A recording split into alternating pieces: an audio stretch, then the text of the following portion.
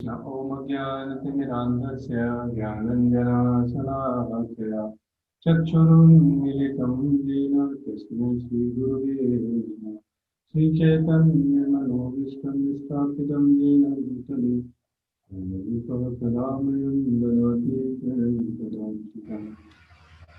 वन्देऽहं श्रीगुरो श्रीयुतपदकमलं श्रीगुरुवैष्णवांश्च श्रीरूपं साग्रजातं सगणरघुनाथवितं तं सजीवं साद्वैतं सावधूतं परिजनसहितं कृष्णचैतन्यदेवं श्रीराधाकृष्णपादान् श्रीगणललिता श्रीशाखान्वितं हे कृष्ण करुणा सिंधु दीनबन्धु जगत्पते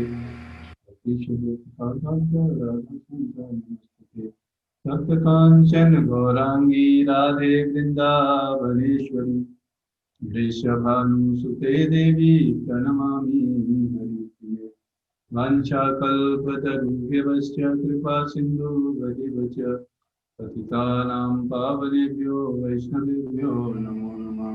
जय श्री कृष्ण चैतन्य प्रभु नित्यानंद श्री अद्वैत गदाधर शिवासादि गौरभक्तवृंद। हरे कृष्णा कृष्ण कृष्ण हरे हरे, हरे राम राम राम हरे हरे। हरे कृष्णा। तो आपका हार्दिक स्वागत। और हम आज भगवद गीता के सेकंड चैप्टर के 21 वर्ष पर डिस्कस करने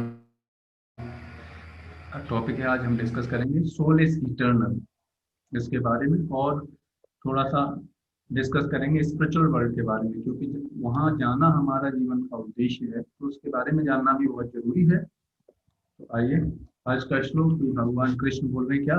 वेदा विनाशिनम नित्यम येनमजं कथम स पुरुषः पार्थ कम घातयति हन्तिकम्।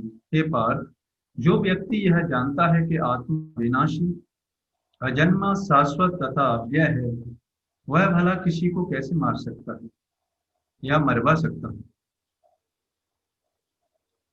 तो यहाँ पर ये बताया जा रहा है कि भगवान बता रहे हैं कि आत्मा अविनाशी, मतलब आत्मा कभी खत्म, अविनाशी मतलब इसका नाश नहीं होगा, नष्ट नहीं किया जा सकता। इस शरीर की प्रॉपर्टीज और हमारे आत्मा के जो गुण हैं वो सब अलग अलग, जस्ट अपोजिट हैं। जैसे आप देखेंगे ये शरीर खत्म हो जाता है लेकिन आत्मा खत्म नहीं होता। अजन्मा, शरीर का जन्म होता है, आत्मा का जन्म नहीं होता, इसलिए वो इटर्नल है। शाश्वत मतलब हमेशा रहता है, तथा अव्यय है, अव्यय मतलब जिसका व्यय नहीं होता, इसको खर्च नहीं, इसको ब्रेक नहीं किया जा सकता। तो ऐसी ऐसी प्रॉपर्टी वाली जिसके गुण हैं, ऐसे व्यक्ति को कौन मार सकता है या मरवा सकता है? भगवान ये बता रहे हैं, समझाना चाहते हैं अर्जुन को कि इस आत्मा का नाश नहीं होता, इस शरीर का नाश होता है, इसलिए युद्ध करो आप। इसका मतलब ये भी नहीं कि गलत तरीके से, इसलिए ये हर चीज को पर्पसफुली समझना बहुत इंपॉर्टेंट है। जब तक हम चीजों को पर्पसफुली नहीं समझेंगे तब तक हम आगे कुछ नहीं समझ पाएंगे। प्रत्येक वस्तु की समुचित उपयोगिता होती है, और जो ज्ञानी होता है वह जानता है कि किसी वस्तु का कहाँ और कैसे प्रयोग किया जाए। तो इसीलिए आप देखेंगे हर वस्तु का एक विशेष गुण होता है, उस गुण की वजह से वो पर्टिकुलर प्लेस या पर्टिकुलर परिस्थिति में उसका उपयोग होता है। हर चीज का उपयोग होता है। जैसे आप देखेंगे जहर, जहर का उपयोग सांप के लिए जहर के लिए होता है, लेकिन मनुष्य के लिए वही मृत्यु का कारण है, उसके लिए खाने की तरह काम करेगा सांप के लिए। तो चीजें किन के लिए क्या है, क्या उपयोग है, क्या पर्पज है, उसके प्रोस्पेक्टिव में देखा जाता है। तो वह जानता है कि किसी वस्तु का कहाँ और कैसे उपयोग किया जाए। तो इसलिए हमको ये पता होना चाहिए कि इस शरीर का प्रयोग कहाँ पर किया जाएगा, जिससे कि हम इस जीवन के उद्देश्य को हासिल कर सकते हैं। इसलिए ये मनुष्य शरीर बहुत उत्तम कोटि का दिया हुआ है। इसी प्रकार हिंसा का उपयोग, हिंसा हमको समझनी आनी चाहिए। हमने पिछले सेशंस में हमने हिंसा के बारे में डिटेल में डिस्कस किया था। कि किस प्रकार हिंसा का भी अपनी उपयोगिता है, इसका उपयोग इसे जानने वाले पर निर्भर करता है। यद्यपि हत्या करने वाले व्यक्ति को न्याय संहिता के अनुसार कारादंड दिया जाता है। जैसे आप देखेंगे लॉज के अनुसार, जो स्टेट के लॉ होते हैं, है ना, कंट्रीज के लॉज होते हैं, उसके अनुसार देखो, आप देखो जो चोर है या फिर जो कैदी है उसको पनिशमेंट दी जाती है। कोई सीवियर अगर क्राइम करता है तो उसके लिए फांसी की सजा भी दी जाती है। तो क्या हुआ कि इसको क्या आप हिंसा बोलेंगे? नहीं, हिंसा नहीं है ये उस व्यक्ति के लिए सही है, क्योंकि वो बाकी लोगों को समाज में परेशान कर रहा है। किंतु न्यायाधीश को दोषी नहीं ठहराया जा सकता। मान लो जो जज है वो उसको फांसी की सजा देगा, तो कोई व्यक्ति जो जानता नहीं हिंसा के बारे में ढंग से, तो वो सोचेगा ये न्यायाधीश कितना मूर्ख व्यक्ति है, देखो इस बेचारे व्यक्ति को उसका बारे में पता नहीं, तो क्या सोचेगा वो, है कि नहीं? वो न्यायाधीश कोई मूर्ख समझ सकता है। इसलिए पूरे ओवरऑल पिक्चर हमें क्लियर होनी चाहिए, तब हम समझ पाएंगे चीजें, है ना। इसलिए पर्पसफुल हर चीजें समझ अगर पर्पसफुली चीजें हमारी समझ में आ जाए तो हम चीजों को ढंग से समझ सकते हैं, तब हम हर चीज का इस्तेमाल किया जा सकता है। क्यों न्यायाधीश को क्यों दोषी नहीं ठहराया जा सकता? क्योंकि वह न्याय संहिता के अनुसार ही दूसरे व्यक्ति पर हिंसा किए जाने का आदेश देता है। मनुष्यों के विधि ग्रंथ मनु संहिता में इसका समर्थन किया गया है कि हत्यारे को प्राणदंड देना चाहिए, जिससे उसे अगले जीवन में अपना पाप कर्म भोगना न पड़े।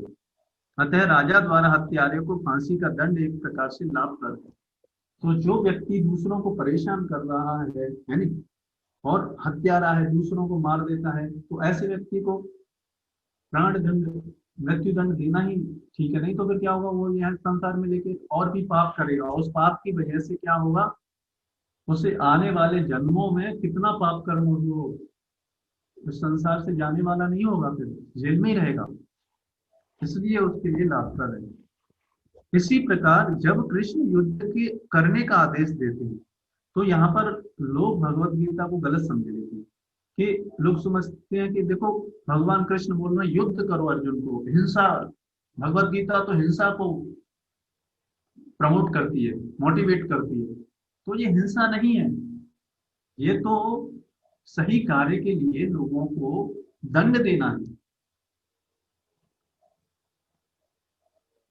तो यह समझना चाहिए कि हिंसा परम न्याय के लिए है। ये हिंसा किसके लिए? ये एब्सोल्यूट प्रोस्पेक्टिव में, यहाँ पर लोगों को, जो गलत लोग हैं उनके लिए, उनको मारने के लिए आदेश दिया जा रहा है, भगवान बोल रहे हैं, क्योंकि वो अधर्मी लोग हैं। तो अधर्मी लोगों को नाश करना हमेशा ठीक है, क्योंकि नहीं तो सामान्य जो अच्छे लोगों को उनके कर्तव्य करना ही करने देंगे, खुद तो नरक में जाएंगे, दूसरे लोगों को भी परेशान करेंगे। इसलिए ऐसे लोगों के लिए हिंसा का यूज एब्सोल्यूट हिंसा इसको बोलते हैं, एब्सोल्यूट लेवल पर। अतः न्याय हेतु तथाकथित हिंसा की अनुमति है। आप देखो शल्य क्रिया का आयोजन प्रयोजन रोगी को मारना नहीं, अपितु तो उसको स्वस्थ बनाना है। आप देखो ऑपरेशन किया जाता है रोगी का, तो ऑपरेशन किया जाता है, ऑपरेशन का पर्पस क्या है? उस व्यक्ति को और ठीक करना। लेकिन अगर कोई व्यक्ति जिसको ऑपरेशन के बारे में पता नहीं और वो देखे कि ये डॉक्टर है ना कैंची से इसके पेट को काट रहा है, अरे ये मार देगा इसको, है नहीं, तो उसको पता नहीं कि ये ऑपरेशन किसके लिए, इसको बचाने के लिए किया जा रहा है। और इसीलिए जो दंड देना है वो भी उस व्यक्ति के फ्यूचर को ध्यान में रखते हुए, जिससे कि वो और पाप कर्म ना कर पाए, इसलिए वो धर्म के आधार पर दिए जाते हैं। अतः न्याय एक तथाकथित हिंसा की अनुमति है। शल्य क्रिया का प्रयोजन रोगी को मारना नहीं, अपितु उसको स्वस्थ बनाना है। अतः कृष्ण के आदेश पर अर्जुन द्वारा किया जाने वाला युद्ध पूरे ज्ञान के साथ हो रहा है, उससे पाप फल की संभावना नहीं है। इसलिए यहाँ पर आप देखेंगे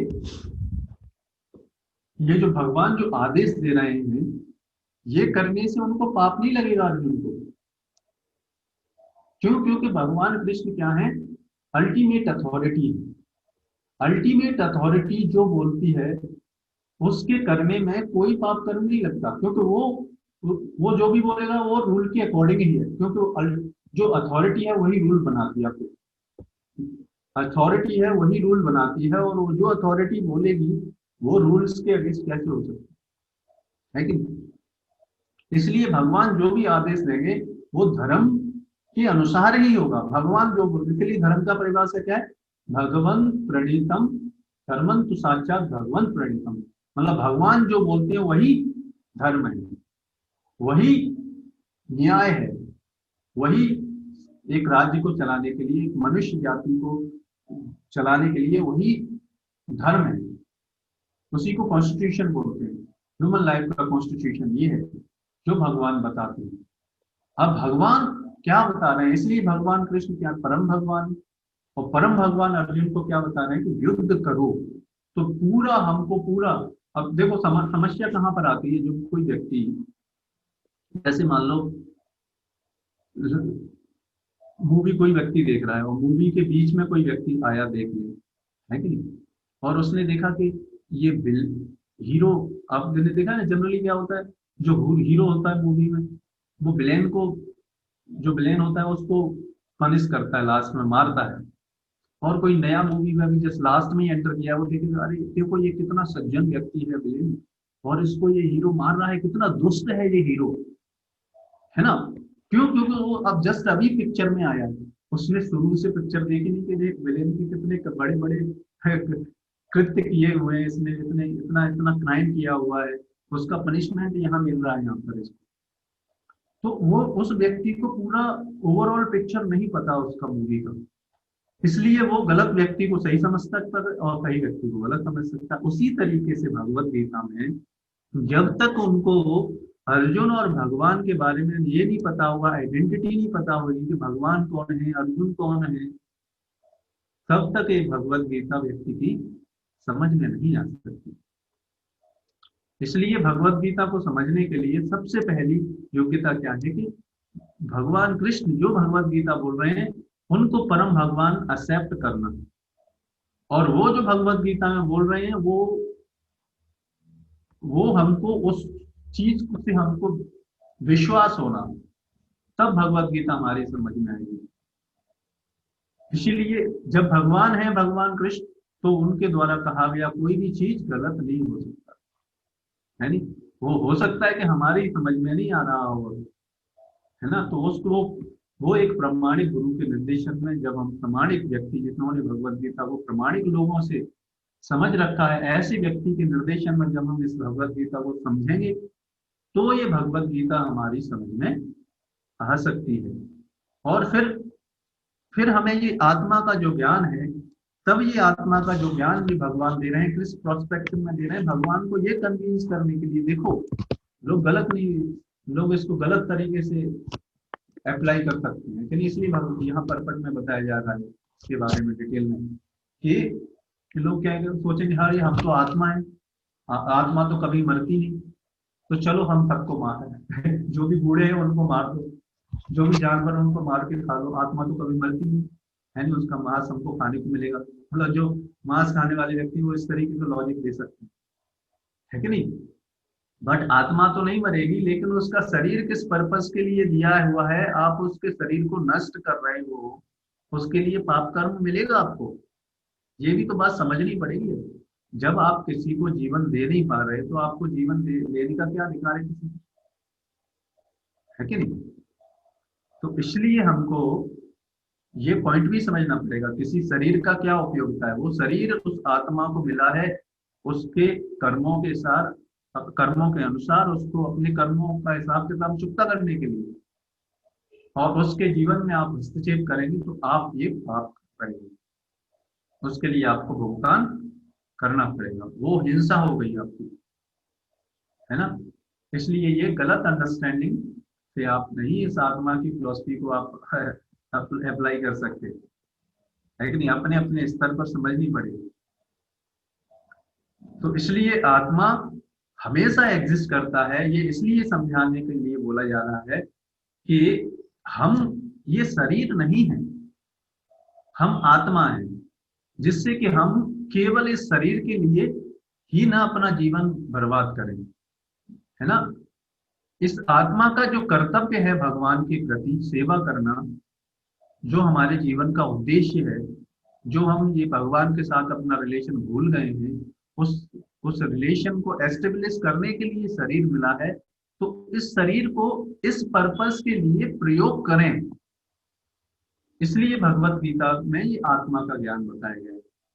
और हम जो, तब तो हमें समझ में आएगा कि हम ये, नहीं तो हम क्या होगा, इस शरीर के लिए ही जीवन भर काम करते रहेंगे, जीवन भर सारा समय इसी में नष्ट कर देंगे, है ना। इसलिए समझना है हम आत्मा है, और इस आत्मा की जो क्वालिटीज हैं, आत्मा के लेवल पर हमको समझना है, और आत्मा के लेवल पर रहना सीखना है।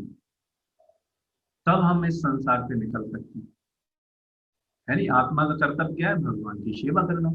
तो अब भगवान की सेवा करना कैसे करना है, वो सब भगवत गीता में बताया गया है। सुबह जल्दी उठें, भगवान के नामों का जप करें, ये शास्त्र हैं उनका अध्ययन करें। फिर क्या होगा? फिर जो हम इस स्पिरिचुअल वर्ल्ड के बारे में बता रहे हैं, ये जब हम करेंगे, जीवन पर्यंत हमारी हैबिट ऐसे बन जाएगी, क्योंकि अभी तो हमारी हैबिट ही नहीं बनी। जब जीवन पर्यंत धीरे धीरे करके ऐसी हैबिट बन जाएगी, फिर धीरे धीरे करके हमारा भगवान में इंटरेस्ट भी आएगा, है नी, जो प्रेम भी डेवलप होगा, और फिर ये जो भगवान का धाम है वहां पर हम इस मृत्यु के बाद, और जब तक यहाँ पर हैं उस समय तक हम भगवान के साथ अपना संबंध को स्थापित कर सकते हैं। लेकिन इस लाइफ में भी हम भगवान के साथ इंटरफियर कर सकते हैं। वो डिपेंड करेगा कि हमारी भक्ति, हमारी साधना कितनी है। तो आज के श्लोक हमने भागवतम का तीसरे अध्याय का 15वें, तीसरे स्कंद का 15वें अध्याय का 15वां श्लोक हमने स्पिरिचुअल वर्ल्ड, मतलब जहाँ हमको जाना है वहां के बारे में बताया जा रहा है। क्या बताया जा रहा है? यत्र चाद्यापमानास्ते भगवान शब्द गोचरा सत्वं विष्टभ्य विरजम श्वानाम नो मृगयन् मृषा। वैकुंठ लोकों में भगवान रहते हैं जो आदि पुरुष हैं। आप देखो, ये बताया जा रहा है, इसलिए बताया जा रहा है कि जिससे हमको पता चले हमको कहाँ जाना है ना। वहां जाने जहाँ जाना है वहां के बारे में हमको पता होना जरूरी है, तभी तुम्हारा है वहां के बारे में पता चलेगा। अभी तो इंटरेस्ट ही नहीं है कि नहीं, जाना कहाँ है उसके बारे में भी तो पता होना चाहिए। तो वो नॉलेज आप किसी भी माध्यम से नहीं प्राप्त कर सकते, क्योंकि ये आध्यात्मिक जगत आपको इस भौतिक इंद्रियों से नहीं दिखाई देगा। केवल जो शास्त्रों में जो वर्णन है उसके द्वारा ही हम समझ सकते हैं, है ना। जैसे आप अमेरिका, आपके पास फ्लाइट के लिए पैसे नहीं है अमेरिका जाने के लिए, है कि नहीं, वहां जाके देखने के लिए एलिजिबिलिटी नहीं है, तो क्या हुआ? आपको बुक्स के माध्यम से ही देखना पड़ेगा कि अमेरिका क्या है, नॉलेज लेनी पड़ेगी। उसी तरीके से आध्यात्मिक जगत जाने की अभी हमारे अंदर योग्यता नहीं है, तो वो योग्यता पढ़ के ये शास्त्र उसके द्वारा इंटरेस्ट करें और फिर योग्यता डेवलप करें।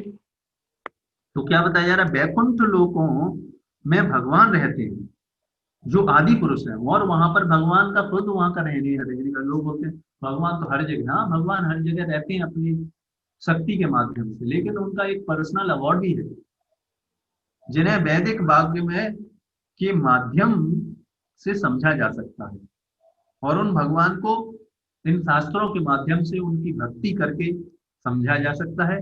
और वे कलमश रहित सतोगुण से उत्पन्न हैं, जिसमें रजोगुण तमोगुण के लिए कोई स्थान नहीं है। वे भक्तों की धार्मिक प्रगति में योगदान करते हैं। और उन भगवान की क्या क्वालिटीज बता रहे हैं? वो शुद्ध सतोगुण, उनके अंदर कोई भी ये सतोगुण रजोगुण तमोगुण से बियॉन्ड, मतलब किसी का बुरा करने का, भगवान मतलब हमेशा सबका अच्छा करते हैं। वो हमको लगता है कि अरे हमारे साथ ऐसा क्यों कर रहे है नहीं, और हमेशा भक्तों को धार्मिक प्रकृति में योगदान देते हैं, और जो उनके भक्त हैं उनको हमेशा उनके अपने पास आने के लिए उनको गाइड करते रहते हैं। ऐसा धाम है जहाँ पर भगवान रहते हैं, ऐसी जगह हमको जाना है, ऐसी जगह पर जहाँ पर ना तो मृत्यु है ना ओल्ड एज है, जन्म मृत्यु जरा व्याधि वहां पर कुछ भी नहीं है। ऐसी जगह पर अगर हम जाएंगे, बट वो जाने के लिए हमको वो योग्यता डेवलप करनी पड़ेगी। कैसे? भगवान के नामों का जप करके, उनके जो भगवत गीता भागवत इनका अध्ययन करके, वो भी प्रमाणिक गुरु के निर्देशन में, तब हम ये आत्मा के बारे में जो डिस्कस कर रहे हैं वो तब सार्थक होगा। इसको बोलते हैं आत्मा के लेवल पर जीना, है ना, केवल थ्योरेटिकल नॉलेज काम नहीं करती। तो इसी के साथ हम आज के सेशन को यहाँ पर विराम करते हैं। आपका बहुत बहुत धन्यवाद, और कल फिर मिलेंगे। कुछ और भी जानना चाहते हैं तो हमारा ग्रुप है जर्नी ऑफ सेल्फ डिस्कवरी, उस पर आप ज्वाइन कर सकते हैं और भी इस तरीके के सेशंस में आने के लिए, फिर और पर्सनल गाइडेंस के लिए, उसमें और ज़्यादा आप समझ सकते हैं इन सारी चीज़ों से, है ना। तो इस तरीके से हम इसको, आज के सेशन को हम यहीं पे विराम देते हैं।